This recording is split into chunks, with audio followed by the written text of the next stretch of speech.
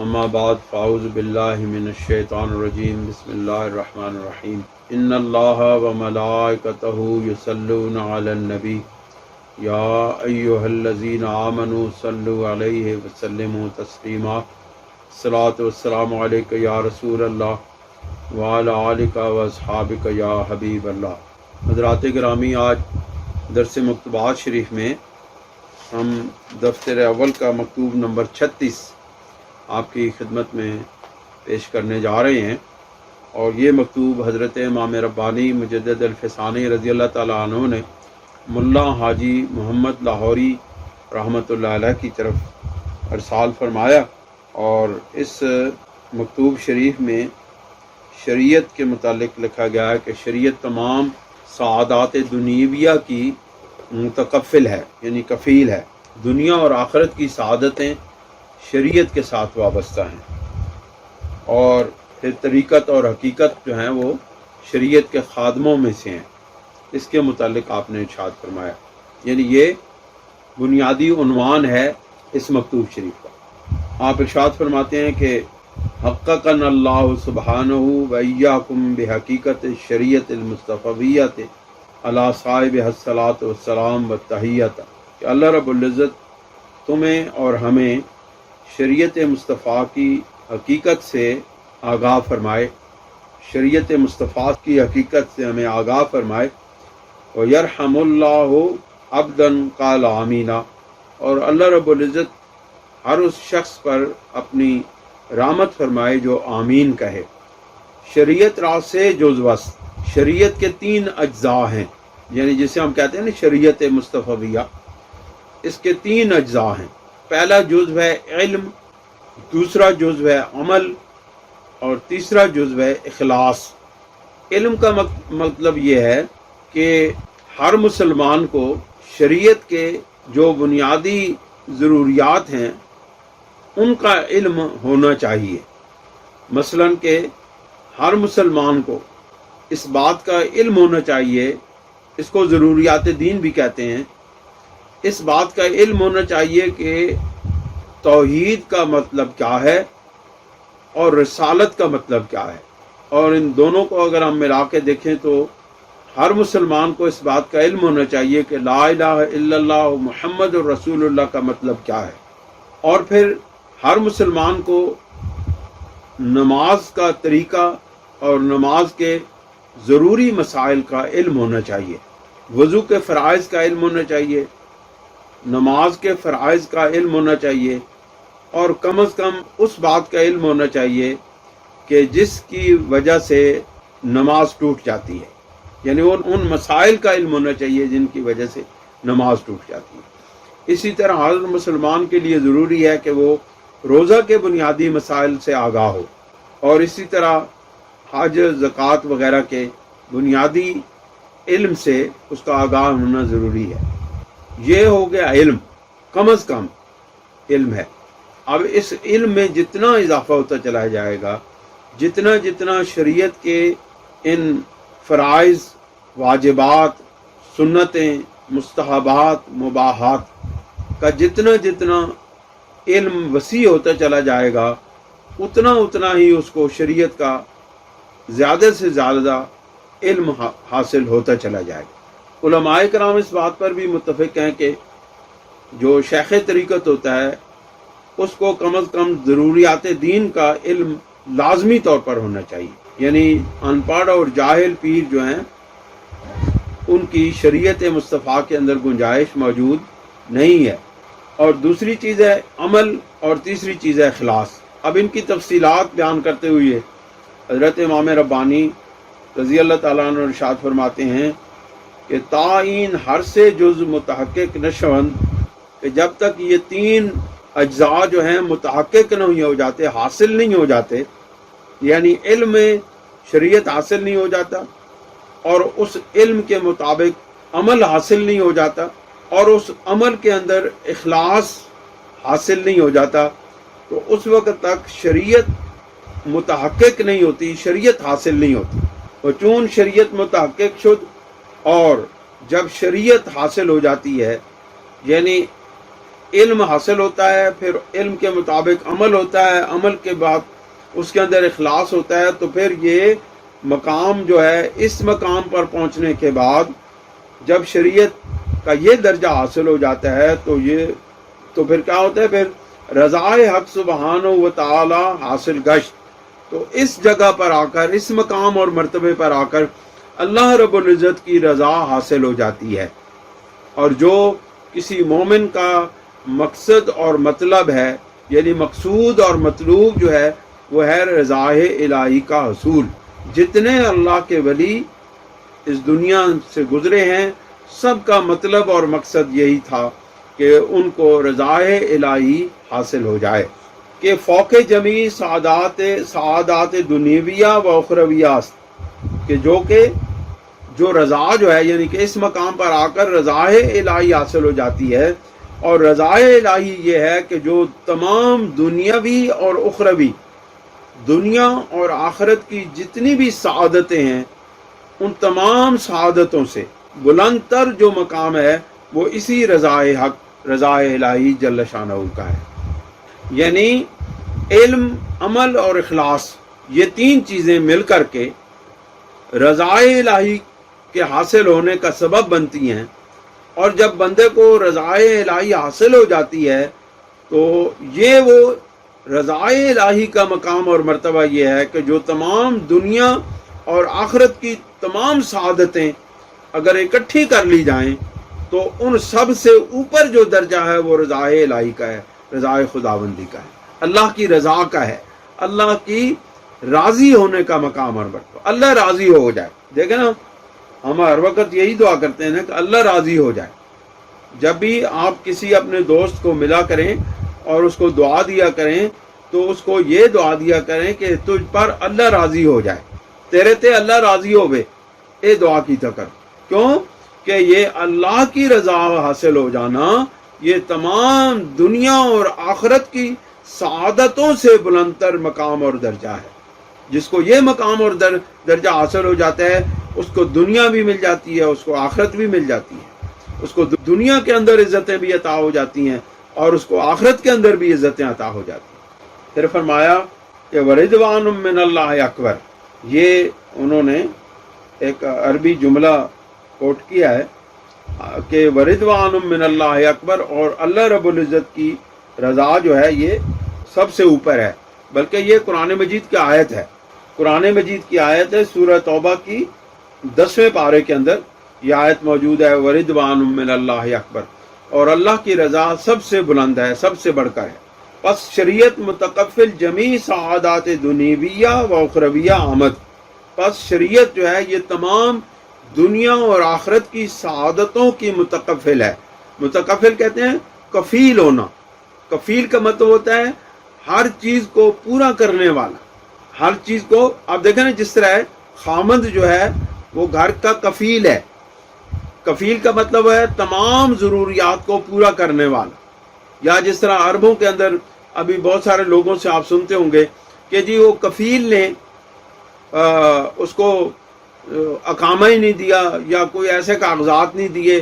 اس طرح کے بہت سارے مسائل. کفیل کا لفظ آپ سنتے ہیں تو کفیل کا مطلب یہ ہوتا ہے کہ وہ تمام ضروریات جو اس شخص کے لیے یا ان اشخاص کے جو اس کے ماتحت ہوتے ہیں ان کے تمام چیزوں کو پورا کرنا، ان تمام اس کی ضروریات کو پورا کرنے والا جو ہوتا ہے اس کو کفیل کہتے ہیں. تو اس طرح یہ ہے کہ شریعت جو ہے یہ تمام دین اور دنیا کی، آخرت کی اور دنیا کی تمام سعادتوں کو پورا کرنے والی ہے. یعنی جو لوگ شریعت پر عمل کرتے ہیں اللہ تعالیٰ ان کی اس دنیا کی بھی کفالتیں کرتا ہے، ضرورتیں پوری کرتا ہے، اور ان کی آخرت کی ضرورتیں بھی پوری کرتا ہے. شریعت اس بات کی ضمانت دیتی ہے. ہم نے اصل میں چونکہ شریعت سے دوری اختیار کی ہوئی ہے، شریعت سے پر ہم عمل نہیں کرتے ہیں، اور شریعت کا وہ جو اصل ہے، شریعت کی جو اصل ہے اس سے ہم دور جا پڑے ہیں. لہٰذا ہمارے دلوں کے اندر وہ یقین کامل جو شریعت پر عمل کرنے والوں کا ہوتا ہے وہ ہمارے دل سے نکل گیا ہے. ورنہ شریعت پر عمل کرنے والے لوگ، ان کا کفیل اللہ رب العزت کی ذات اور شریعت ہے. یعنی شریعت پر عمل کرنے والوں کا کفیل اللہ ہو جاتا ہے. ان کی ضروریات اللہ پوری کرتا ہے، اور دنیا کی ضرورتیں بھی ان کی اللہ پوری کرتا ہے، اور آخرت کی ضرورتیں بھی اللہ پوری کرتا ہے، اور اللہ ہی پوری کرتا ہے۔ وہ بندوں کے اسباب کو آگے کر دیتا ہے، بندوں کے اسباب کو آگے کر دیتا ہے۔ بندہ سمجھتا ہے کہ یہ وہ بندہ جو شریعت پر عمل کرنے والا ہوتا ہے، لوگوں کو اس کا خادم بنا دیا جاتا ہے، لوگ اس کے ضروریات کے جو پورا کرتے ہیں، تو وہ اگر وہ یہ سمجھے، اگر وہ کچا بندہ ہوگا تو یہ سمجھے گا کہ یہ فلاں بندہ میری خدمت کر رہا ہے۔ لیکن اگر جو پختہ لوگ ہوتے ہیں، شریعت پر پختہ عمل کرنے والے لوگ ہوتے ہیں، ان کو پتہ ہوتا ہے، ان کو اس بات پر یقین کامل ہوتا ہے کہ مجھے یہ بندہ کچھ نہیں دے رہا، جو کچھ دے رہا ہے اس سے جو دلوا رہا ہے میرا رب دلوا رہا ہے۔ سمجھے کہ نہیں سمجھے؟ بندہ کسی کو جو شریعت پر، اس کا مطلب ہے جن کا یہ اس بات پر یقین ہوتا ہے، یقین کامل ہوتا ہے کہ شریعت ہی متکفل ہے دنیا اور آخرت کی ضرورتوں کی، تو پھر جس وقت اس کے لوگوں کے ذریعے سے اللہ تعالیٰ اس کی ضروریات پوری کرواتا ہے، تو وہ لوگوں کا مرہون محنت نہیں ہوتا، وہ کہتا ہے میرے رب نے اس کی ڈیوٹی لگائی ہے کہ یہ میری خدمت کرے۔ تو حضرت امام ربانی ارشاد فرماتے ہیں وہ مطلب نمان بما ورائے شریعت دران مطلب احتیاج افتد، اور کوئی ایسا مطلب نہیں رہتا کہ جو شریعت کے اندر اس کا وہ مطلب پورا نہیں ہوتا ہو، یعنی ہر مطلب شریعت کے اندر، ہر مقصد شریعت کے اندر پورا ہوتا ہے۔ طریقت و حقیقت کے صوفیاء بیان ممتاز گشتان، کہ طریقت اور حقیقت جس سے صوفیاء کرام کو امتیازی مقام اور مرتبہ حاصل ہے، یعنی طریقت اور حقیقت یہ اللہ تعالیٰ نے اپنے ولیوں کو، اپنے صوفیوں کو طریقت اور حقیقت کے مقام اور مرتبے سے سرفراز کیا ہے۔ ہر دو خادم شریعتاً، یہ دونوں چیزیں جو طریقت ہیں اور حقیقت ہیں، جو صوفیاء جن سے صوفیاء کو ممتاز کیا گیا ہے، امتیازی نشان دیا گیا ہے، یہ بھی دونوں چیزیں یعنی طریقت اور حقیقت دونوں چیزیں شریعت کی خادم ہیں۔ در تکمیل جزو ثالث کے اخلاص است، اور ان کی خدمت کیا ہے؟ یہ دونوں چیزیں طریقت اور حقیقت کون سی خدمت بجا لاتی ہیں؟ وہ یہ ہے کہ وہ جزو ثالث یعنی تیسرا جز جو ہے، تیسرا جز کون سا ہے؟ اخلاص۔ تیسرے جز اخلاص کو پورا کرنے کی یہ خدمت سر انجام دیتی ہیں۔ شریعت کیا ہے؟ شریعت قانون ہے، شریعت وہ احکامات ہیں جو اللہ اور اس کے رسول کی طرف سے ملے ہیں، اور اس کے اوپر جو عمل ہے یہ طریقت اور حقیقت ہے، اور یہ طریقت اور حقیقت جو ہیں یہ خادم ہوتی ہیں، خدمت کر کے اس حکم الہی اور اس علم الہی کے مطابق جو احکامات الہی اور احکامات رسول کے مطابق جو عمل کیا جاتا ہے، یہ طریقت ہے اور حقیقت ہے۔ یہ کس چیز کی خدمت کرتی ہیں؟ یہ تیسرے جزو کو یعنی اخلاص کو پیدا کرنے کی خدمت کرتی ہیں۔ یہ طریقت اور حقیقت کا مقصد کیا ہوتا ہے؟ کہ قلب کے اندر اخلاص فی الدین پیدا کیا جائے۔ پس مقصود از تحصیل آن ہر دو تکمیل شریعت است نہ امر دیگر۔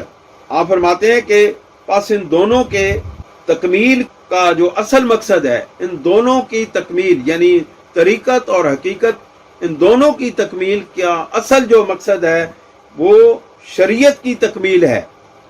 شریعت کی تکمیل کے علاوہ اور کوئی مقصد نہیں ہے۔ برائے شریعت حوال و مواجید و علوم و معارف کی صوفیاء را درسنا رادس میدان نہ از مقاصدان۔ آپ فرماتے ہیں نہ کہ وہ چیزیں بھی جو صوفیاء کو سلوک طے کرنے کے دوران میں احوال اور مواجید، اور احوال کہتے ہیں قلبی کیفیات کا بدلتے جانا، لطائف کی کیفیات کے بدلنے کو احوال کہتے ہیں، مواجید کہتے ہیں ان کیفیات کے بدلنے کے دوران میں جو قلوب پر یا جو لطائف پر واردات نازل ہوتی ہیں، یعنی اللہ کے عشق اور رسول اللہ کے عشق کی جو کیفیات اور وارداتیں دل پر نازل ہوتی ہیں یا لطائف پر نازل ہوتی ہیں، ان کو مواجید کہتے ہیں۔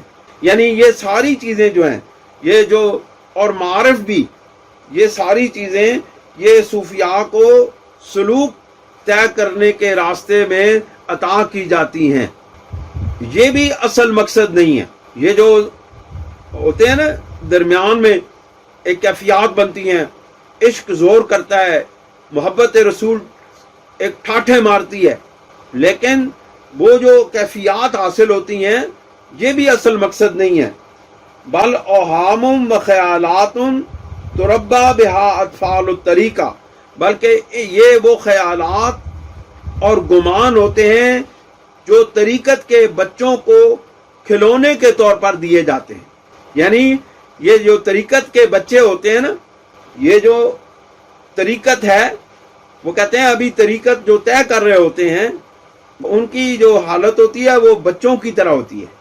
جس طرح بچے آہستہ آہستہ بڑے ہوتے ہیں، ان کو پہلے کھلونے دیے جاتے ہیں، وہ ان سے کھیلتے ہیں، پھر ان سے اور بڑے کھلونے دیے جاتے ہیں، پھر ان سے کھیلتے ہیں، پھر اس طرح کرتے کرتے جس وقت وہ بڑے ہو جاتے ہیں پھر وہ ان کو اگر وہ ان کو کسی کو کھلونے سے کھیلتی ہوئے دیکھیں گے تو وہ کہیں گے یار یہ تو اتنا بڑا ہو گیا ابھی بھی بچوں کی طرح کھلونوں سے کھیلتے ہیں. پھر آپ نے کبھی کسی بڑے آدمی کو کھلونوں سے کھیلتی ہوئے نہیں دیکھا ہوگا، چھوٹے بچے کھیلتے. وہ کہتے ہیں یہ طریقت کے اندر جو لوگ اس کیفیات میں سے گزرتے ہیں یہ ان طریقت کے بچوں کے لیے کھلونوں کی طرح ہے، یہ جو ان کو کیفیات نصیب ہوتی ہیں. از جمیع اینہا گزشتہ، جب وہ ان تمام چیزوں سے گزر جاتے ہیں، ان تمام کیفیات سے گزر جاتے ہیں. یہ کیفیات بھی ہونا ضروری ہیں. یہ کیفیات جو ہیں، یہ جو سلوک کے دوران میں، جو ذکر اذکار کے دوران میں جو کیفیات عطا ہوتی ہیں یہ بھی بہت ضروری ہیں. ان کے بغیر بھی طریقت کی منزلیں طے نہیں کی جا سکتی، ان کے بغیر بھی طریقت کی منزلیں طے نہیں کی جا سکتی. آپ دیکھیں، میں آپ کو ایک بات بتاتا ہوں، یہ بہت سارے لوگوں کو یہ بات اثناء راہ میں محسوس ہوتی ہے کہ کئی لوگوں سے آپ نے سنا ہوگا کہ جس وقت ہم ابتدائی منازل طے کر رہے تھے یہ طریقت کی تو ہمیں بڑے بڑے بڑے خواب آتے، بڑے اچھے اچھے خواب آتے تھے، بڑے بزرگوں کی بشارتیں عطا ہوتی تھیں، بڑے خوبصورت مقامات کی سیر کرائی جاتی تھی خواب کے اندر، اور بڑی کیفیات ہوتی تھی، بڑا رونا آتا تھا، بڑے آنسو بہتے تھے. لیکن اب کیا ہو گیا ہے، اب ہم ذکر بھی کرتے ہیں، اذکار بھی کرتے ہیں، نعتیں بھی سنتے ہیں، اب ہماری آنکھوں سے آنسو نہیں آتے، اب وہ دل کے اندر وہ نرمی کی کیفیات پیدا نہیں ہوتی. اصل بات یہ ہوتی ہے کہ وہ پہلے جو نرمی کی کیفیات اور جو پہلے آنسو بہتے تھے اور دل کے اندر ایک کیفیات پیدا ہوتی تھی، وہ در حقیقت آپ کو یا اہل سلوک کو راغب کرنے کے لیے اللہ تعالیٰ خوبصورت خوبصورت مقامات دکھاتا تھا کہ میرا بندہ اس کام کے اندر ریجھ جائے اور اس کے اندر اس کو دلچسپی پیدا ہو جائے اور اس کے ساتھ وابستگی پیدا ہو جائے اور اس کی دل بستگی پیدا ہو جائے اور اس کا دل لگ جائے. جب دل لگ جاتا ہے بندہ اس کام کے اندر جس وقت محو ہو جاتا ہے اور اس کام کی عادت پڑ جاتی ہے اور اس کام کے بغیر، اس ذکر اذکار کے بغیر بندہ رہ نہیں سکتا، اور چلتے پھرتے جب وہ ذکر کی کیفیات میں آ جاتا ہے تو پھر کیا ہوتا ہے، پھر اس کو اللہ تعالیٰ اپنا رضا کا مقام عطا فرما دیتا ہے. پھر یہ کیفیات واپس لے لی جاتی ہیں، پھر وہ اللہ کی رضا کے نیچے آ جاتا ہے، اللہ کی رضا کے چھتری کے نیچے آ جاتا ہے. تو جس وقت وہ چھتری ہے اللہ تعالیٰ کی رضا کی چھتری کے نیچے آ جاتا ہے تو اب اللہ تعالیٰ کہتا ہے اب جو کچھ تو کہے گا وہ کچھ ہوگا. اب وہ جو پہلے تیرے دلچسپی کے معاملات پیدا کیے جاتے ہیں اب واپس لیے گئے، اب حقیقتوں کی طرف آ، اب وہ خواب سے گزر کے اب حقیقت کی طرف آ. اب جو تو چاہے گا تجھے وہ عطا کیا جائے گا. وردوان من اللہ اکبر، یہی وہ مقام ہے کہ اللہ رب العزت کی رضا جو ہے سب مقامات سے بڑھ کر ہے. جب ان تمام مقامات سے بندہ گزر جاتا ہے تو اس کو مقام رضا حاصل ہوتا ہے. مقام رضا پر پہنچنا چاہیے کہ نہایت مقام سلوک و جذبہ، جو کہ سلوک اور جذبہ کا انتہائی مقام ہے. یعنی مقام رضا جو ہے یہ انتہائی اعلیٰ درجہ کا مقام ہے کہ مقصود از طی منازل طریقت و حقیقت ماورائے تحصیل اخلاص نیست، کیونکہ طریقت و حقیقت کی منازلوں کو طے کرنا یہ اخلاص حاصل کرنے سے اوپر کی کوئی منزل نہیں ہے. یعنی طریقت اور حقیقت کی جو منزلیں طے کی جاتی ہیں یہ اخلاص کے حصول کے طے کی جاتی ہیں، جبکہ اخلاص سے اوپر ان کا مقام نہیں ہے. طریقت اور حقیقت یہ دونوں چیزیں جو ہیں یہ اس اخلاص کے اندر. اب اخلاص کیا ہے؟ اخلاص یہ ہے کہ ہر کام کے اندر بندہ لوگوں کے دکھانے کے بجائے، لوگوں کے لیے کرنے کے بجائے کوئی بھی نیکی کا کام، کوئی بھی اللہ کی اطاعت، کوئی بھی رسول اللہ صلی اللہ علیہ وسلم کی اطاعت، وہ لوگوں کے کرنے کے بجائے، لوگوں کو دکھانے کے بجائے، جس وقت اس کے من کے اندر سے یہ آواز آئے کہ یہ کام میں اپنے رب کے لیے کر رہا ہوں، جب اس مقام پر پہنچتا ہے تو بندے کو اخلاص کا مقام عطا ہو جاتا ہے۔ مثلا ایک شخص نماز پڑھتا ہے، ابتدائی طور پر جو نماز پڑھی جاتی ہے وہ شریعت کے حکم کے مطابق پڑھی جاتی ہے، اور وہ بندہ جس وقت نماز پڑھتا ہے تو وہ یہی سوچتا ہے کہ میں اللہ اور اس کے رسول کے حکموں کی تعمیل کر رہا ہوں۔ اور کبھی کبھی اس کے دل کے اندر یہ خیال آتا ہے کہ میں جب نماز پڑھتا ہوں تو لوگ مجھے اچھا کہیں گے، یا اس کے دل کے اندر یہ خیال آتا ہے کہ میں نماز پڑھتا ہوں لہٰذا میں باقی لوگوں سے اچھا ہوں، باقی لوگوں سے میں بہتر ہو گیا ہوں، اب میرا اس وجہ سے لوگ مجھے نمازی نمازی کہنے لگے ہیں، لہذا میرے اس معاشرے کے اندر، اس ماحول کے اندر میرا ایک مقام اور مرتبہ بنتا چلا جا رہا ہے۔ تو یہ جو نماز ہے یہ شریعت کے حکموں کی تعمیل کرنے تک محدود ہے۔ لیکن جس وقت بندہ مسجد پاک کے اندر وضو کرنے کے بعد مسجد کے اندر داخل ہوتا ہے اور یہ خیال کرتا ہے کہ اے میرے رب تو عبادت کے لائق ہے، اور میں تیری اس لیے عبادت کے لیے حاضر ہو گیا ہوں کہ تو عبادت کے لائق ہے، اور میں پورے خلوص کے ساتھ، اخلاص کے ساتھ تیرے آگے اپنا سر جھکاتا ہوں، اور تیری رضا کے علاوہ میرا نماز پڑھنے کا اور کوئی مقصد نہیں ہے، میں نماز پڑھ کے تجھ سے دنیا طلب نہیں کروں گا بلکہ تجھ سے تیری رضا طلب کروں گا۔ جس وقت بندہ نماز پڑھنے کے بعد جب دنیا طلب کرتا ہے تو ابھی وہ اخلاص کی منزل کو نہیں پہنچتا۔ جس وقت بندہ نماز پڑھنے کے بعد اور خالصتاً اللہ کے لیے نماز پڑھنے کے بعد، نہ کسی پیر کو دکھانے کے لیے نماز پڑھنے کے بعد، نہ کسی مولوی کو دکھانے کے لیے نماز پڑھنے کے بعد، نہ کسی اپنے باپ کو ماں کو دکھانے کے لیے نماز پڑھنے کے بعد، نہ کسی اپنے رشتہ داروں کو اور اپنے فیکٹری مالکان کو نماز پڑھنے کے دکھانے کے نیت کے بعد، ان ساری نیتوں سے پاک ہونے کے بعد جس وقت بندہ صرف اور صرف اللہ کے لیے نماز ادا کرتا ہے تو اس کا یہ عمل جو ہے یہ اخلاص کے مقام پہ پہنچ جاتا ہے۔ اسی طرح جب کوئی بندہ کسی کی مدد کرتا ہے، کسی غریب مسکین کو 100 روپے دیتا ہے، اور دل کے اندر یہ جس وقت تک خیال ہوتا ہے کہ یہ میرا احسان مند ہوگا، کل میرے سامنے آئے گا تو مجھے جھک کے سلام کرے گا، اور میری 10 بندوں کے سامنے تعریف کرے گا کہ یہ فلاں بندہ جو ہے یہ بہت سخی آدمی ہے، یہ بڑی خدمت کرتا ہے، غریبوں کا خدمت گزار ہے، جس وقت تک یہ ہوگا، یہ نیت ہوگی، معاملہ دنیا تک رہے گا۔ جس وقت یہ خیال آئے گا، اس خیال کے ساتھ کسی غریب مسکین کی مدد کرے گا کہ میں کسی غریب مسکین کی، کسی مستحق کی مدد نہیں کر رہا بلکہ میں اپنے رب کے حکموں کی پابندی کر رہا ہوں، اور اپنے رب کی رضا کی خاطر اس کو راضی کرنے کے لیے اس کے دیے ہوئے میں سے جو اللہ تعالیٰ نے میرے رزق میں اس بندے کا حق رکھا ہے میں اس کو اس کا حق دے رہا ہوں، تو یہ مقام اور مرتبہ جو ہے اخلاص کا مقام اور مرتبہ ہو۔ تو آپ فرماتے ہیں یہ طریقت ہے، یہ میں جو آپ کو باتیں بتا رہا ہوں نا، یہ طریقت ہے کہ عمل کو اللہ کے لیے کر لینا، اللہ کے لیے خاص کر لینا، یہ طریقت ہے، اور اللہ کے حکموں کی پابندی کر لینا یہ شریعت ہے، اور اللہ کے اس حکموں کی پابندی کرتے ہوئے اپنی نیتوں کو خالص کر لینا یہ طریقت ہے۔ اور جس وقت بندہ اس مقام پہ پہنچتا ہے کہ جو اخلاص ہے مستلزم مقام رضا، جو کہ مقام رضا کے لیے لازم و ملزوم ہے، از تجلیات سے گانا و مشاہدات عارفانہ گزرانیدہ۔ آپ فرماتے ہیں جس وقت بندہ مقام رضا پر پہنچتا ہے تو اب اس مقام پر وہ جو اس کو خواب اور بشارتیں ابتدائی دور میں ملی تھی نا، اب مقام رضا پر آ کر اس کا درجہ بلند ہو گیا ہے۔ اب اس کو کیا ملتا ہے؟ اب اس کو 3 درجے کی، 3 طرح کی تجلیات عطا کی جاتی ہیں مقام رضا پر۔ کون کون سی تجلیات؟ از تجلیات سیگانہ و مشاہدات عرفانہ گزرانیدہ کہ اس کو 3 درجے 3 طرح کی تجلیات اور مشاہدات سے گزارا جاتا ہے۔ اس مقام رضا پر فائز اللہ کے ولی کو 3 تجلیات سے گزارا جاتا ہے۔ کون سی تجلیات؟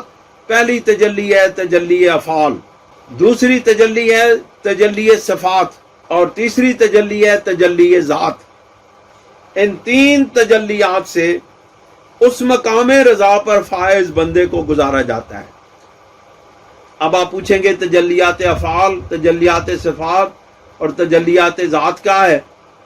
تو پھر میں آپ کو بتاؤں گا کہ تجلیات افعال یہ ہے کہ اس کائنات کے اندر پھیلے ہوئے اللہ کے کام، اللہ کے افعال کی جب حقیقتیں بندے کو معلوم ہونا شروع ہو جائیں تو اس کو تجلیات افعال کہتے ہیں۔ مثلا کہ فرض کیا میں آپ کو بتاتا ہوں، دنیا کے اندر کسی مقام کے اوپر بارشیں زیادہ ہوں، سیلاب آیا، لوگوں کے مکان گر گئے، زمینیں پانی سے بھر گئیں، فصلیں برباد ہو گئیں اور مویشی بہہ گئے دریاؤں میں۔ تو یہ جو سیلاب آیا ہے، لوگ عام طور پر یہ سمجھیں گے کہ یہ ہمارے اوپر بڑی زیادتی ہوئی ہے، بڑا نقصان ہو گیا ہے، یہ سیلاب آ گیا جی، مکان گر گئے، غریبوں کا بڑا نقصان ہو گیا۔ لیکن یہ ہمیں معلوم ہوا کہ بارشیں ہوئیں، سیلاب آیا، مکان گرے، مویشی بہے، فصلیں تباہ ہوئی، یہ ہمیں نظر آئیں۔ لیکن اللہ کے ولی کو معلوم ہوتا ہے، جس پر تجلیات افعال کو منکشف کیا جاتا ہے، اس کو معلوم ہوتا ہے کہ یہ سیلاب کیوں آیا، اس کے پیچھے کیا حقیقتیں ثابت ہوئی، یہ اس کی وجہ کیا ہے، یہ اللہ تعالیٰ نے یہ سیلاب کا سبب کیوں پیدا کیا، اس کے فائدے کیا ہوئے۔ لوگوں کو نقصان نظر آتے ہیں، اللہ کے ولیوں کو سیلاب کے فائدے نظر آتے ہیں۔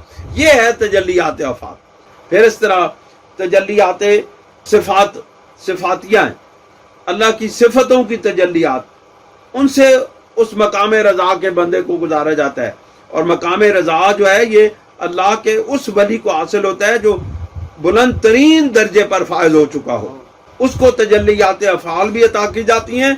صفات الہی کی، مثلا کہ وہ رحم کرنے والا ہے تو کس طرح رحم کرتا ہے، یہ صفتوں کی تجلی عطا کی جاتی ہے۔ وہ اگر قہار ہے تو کس وجہ سے قہار ہے، وہ کس جگہ قہر نازل کرتا ہے تو کیوں کرتا ہے، یہ اس طرح کی تجلی ہے، صفات اس اللہ کے ولی کو عطا کی جاتی ہیں۔ تو یعنی کہ وہ رحمان کے، رحیم کے، جبار کے، قہار کے، یہ جو صفتیں ہیں ان کی اصل اور حقیقتیں اس اللہ کے ولی کو عطا کی جاتی ہیں جو مقام رضا پر فائز ہوتا ہے۔ اور اس طرح تجلیات ذات، یعنی اللہ رب العزت کی ذات کی تجلیات، وہ مشاہدات عرفانہ اور عرفان کے مشاہدات سے ان کو گزارا جاتا ہے۔ از ہزاران یکے را بدولت اخلاص و مقام رضا میں رسانند، ہزاروں میں سے کوئی ایک اللہ کا ولی ہوتا ہے۔ ولی ہزاروں ہیں، ہزاروں ولی ہیں، ان ہزاروں ولیوں میں سے، ان ہزاروں اولیاء اللہ میں سے کوئی ایک ایسا ہوتا ہے جس کو اخلاص کی دولت سے اور مقام رضا کی دولت سے نوازا جاتا ہے۔ اللہ کے ولی ہزاروں ہیں، لیکن ان ہزاروں میں سے آپ فرماتے ہیں کوئی ایک اللہ کا ولی ایسا ہوتا ہے، ہزاروں میں سے کوئی ایک ہوتا ہے جس کو اخلاص کی دولت اور مقام رضا کی دولت سے نوازا جاتا ہے، اس تک پہنچتا ہے۔ وہ کوتا اندیشان اعوال و مواجید را از مقاصد می شمرن، جو کم فہم لوگ ہوتے ہیں وہ جو احوال اور مواجید یعنی جو بشارتیں اور جو خوابیں ہوتی ہیں ان کو ہی اصل مقصد شمار کرتے ہیں۔ وہ مشاہدات و تجلیات راز مطالب میں انگارن، اور جو ان کو مشاہدات اور تجلیات حاصل ہوتی ہیں ان کو ہی اپنا اصل مقصد سمجھ لیتے ہیں۔ لا جرما گرفتار زندان وہم و خیال میں مانن، تو پھر اس کا نتیجہ یہ نکلتا ہے کہ وہ لازمی طور پر وہم اور خیال کے قیدی بن جاتے ہیں، وہ اوہام و خیالات کے قیدی بن جاتے ہیں۔ وَعَز کمالات شریعت محروم می گردانند، اور وہ شریعت کے کمالات سے محروم ہو جاتے ہیں۔ شریعت کا کمال اللہ کی رضا، اس سے وہ محروم ہو جاتے ہیں۔ قبر علی المشرکین ما تدعوہم الیہ، یہ مشرکوں کے لیے اوپر بہت بڑی سخت بات ہے کہ جن کو وہ پکارتے ہیں. اللہ یجتبی الیہ من یشاء، اللہ رب العزت جس کو چاہتا ہے اپنی طرف کھینچ لیتا ہے. یہ اللہ تعالیٰ ہی چاہتا ہے، جس بندے کو چاہتا ہے وہ اپنی طرف کھینچ لیتا ہے، اپنے راستے پر ڈال دیتا ہے، اپنے راستے پر چلانے لگتا ہے، طریقت و حقیقت کے راستے پر چلانے لگتا ہے، اور اس پر چلاتے چلاتے مقام رضا پر لے جاتے ہیں. وجہدی الیہ من یریب، اور جو اس کی طرف رجوع کرنے والے ہیں ان کو اپنی طرف ہدایت عطا فرماتے ہیں. آرے حصول مقام اخلاص و وصول بمرتبہ رضا منود بتائیے ان احوال و مواجیدس. ہاں البتہ اخلاص کے حصول کا مقام اخلاص کے حصول اور رضا کے مرتبہ کا وصول، یہ دونوں احوال و مواجید یعنی بشارتوں اور خوابوں اور خوبصورت نظاروں سے مستفید ہونے کے ساتھ اور ان کے منازل طے کرنے کے ساتھ وابستہ ہے. وہ مربوط بتحقیق علوم و معارف، اور ان علوم و معارف کی تحقیق کے ساتھ ان کے حصول کے ساتھ وابستہ ہے. پس ان معدات مطلوب باشن، پس یہ سب چیزیں جو ہیں یہ مطلوب کو حاصل کرنے کے آلات ہیں. وہ مقدمات مقصود، اور مقصود کے مقدمات ہیں. وہ حقیقت ان معنی بصدقہ حبیب اللہ علیہ وعلا علیہ الصلوۃ والسلام برین فقیر بعد از 10 سال کامل درین راب وضوح انجامید. آپ فرماتے ہیں کہ اس فقیر پر یعنی حضرت امام ربانی رضی اللہ تعالیٰ عنہ اپنے متعلق ارشاد فرماتے ہیں کہ اس فقیر پر یہ جو باتیں میں نے آپ کے سامنے عرض کی ہیں یہ 10 سال کی محنت اور مشقت کے بعد اس فقیر کو اللہ کے محبوب صلی اللہ علیہ وسلم کے وسیلہ سے عطا ہوئی ہیں، ان کے صدقہ سے عطا ہوئی ہیں. 10 سال کی محنت کے بعد یہ مقام اور مرتبہ، یہ جو علوم اور معارف آپ کے سامنے رکھے گئے ہیں، یہ حضرت امام ربانی رضی اللہ تعالیٰ عنہ کی 10 سال کی محنت کا نتیجہ ہے. یہ کوئی آسان بات نہیں ہے کہ جو ان چیزوں کو بیان کیا جا رہا ہے. وہ شاہد شریعت کما ینبغی جلوہ گر گشت، اور شریعت جس طرح وہ تھی وہ اپنے پورے حقیقتوں کے ساتھ جلوہ گر ہوئی. 10 سال کی محنت کے بعد حضور علیہ الصلوۃ والسلام کے صدقہ سے یہ ساری باتیں اور شریعت کی جلوے جو ہیں، شریعت جو ہے وہ اس کی شہادت یا اس کا مشاہدہ 10 سال کی محنت کے بعد جلوہ گر ہوا ہے. ہر چند از اول گرفتاری احوال و مواجید نہ داشت، اگرچہ ابتداء میں احوال و مواجید میں گرفتاری نہ تھی. وغیر از تحقق بحقیقت شریعت مطلب در نظر نہ بود، اور شریعت کی حقیقت کے مطلب کے حصول کے علاوہ اور کوئی بات مد نظر نہیں تھی. لیکن بعد از عشرہ کاملہ حقیقت امر کما ہوا بظہور آمد، لیکن 10 سال کی محنت کے بعد اس کی حقیقت جس طرح وہ تھی اس طرح اس کا ظہور ہوا اور وہ ظاہر ہوئی. الحمدللہ علی ذالک حمدن کثیرن طیبن مبارکن فیہ مبارکن علیہ. آپ فرماتے ہیں کہ اللہ تعالیٰ کا اس کے اوپر بہت زیادہ سب سے بڑی تعریفیں اللہ رب العزت کی اس بات کے اوپر کہ جو اس نے مجھے عطا کی ہیں اس کے اوپر، اور بہت زیادہ کثیر حمد اس کے لیے. طیبن مبارکن فیہ مبارکن علیہ، اس کے اندر جو باتیں ہیں اس کے اندر وہ بھی مبارک، اور جو اس کے باہر باتیں ہیں وہ بھی اللہ تعالیٰ ان میں برکتیں عطا فرمائے. ربنا تقبل منا انک انت السمیع العلیم وتب علینا انک انت التواب الرحیم. حاصل کلام یہ ہے کہ حضرت امام ربانی رضی اللہ تعالیٰ عنہ نے فرمایا ہے کہ شریعت جو ہے وہ 3 چیزوں پر محیط ہے. 3 چیزیں: علم شریعت کا، اس علم کے مطابق عمل، اس کو طریقت کہتے ہیں، اور اس طریقت کے اندر جو جب اخلاص پیدا ہو جاتا ہے تو اس کو حقیقت کہتے ہیں. بس جب حقیقت مل جائے تو پھر مقام رضا حاصل ہو جاتا ہے، جو سب سے بڑا مقام اور درجہ ہے ولایت کے اندر. اللہ تعالی ہمیں عمل کی توفیق عطا فرمائے.